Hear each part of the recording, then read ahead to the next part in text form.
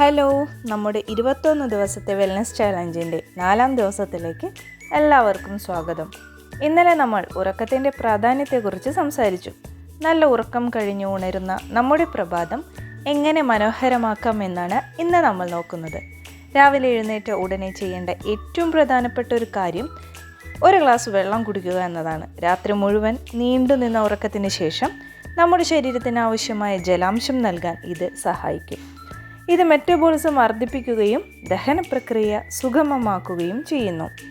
ഇന്നലെ ഡിജിറ്റൽ ഡീടോക്സിനെ കുറിച്ച് പറഞ്ഞു. അതുപോലെ തന്നെ രാവിലെ എഴുന്നേറ്റ് ആദ്യത്തെ 30 മിനിറ്റ് ഫോൺ നോക്കാതിരിക്കാൻ ശ്രമിക്കുക.